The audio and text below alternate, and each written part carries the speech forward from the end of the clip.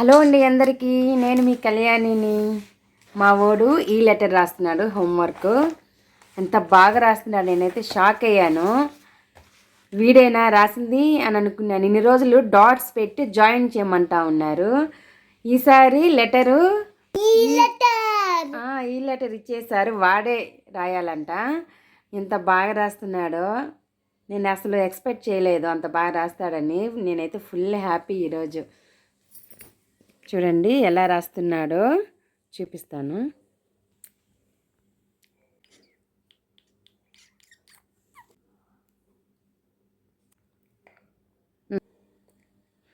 super నాన్న,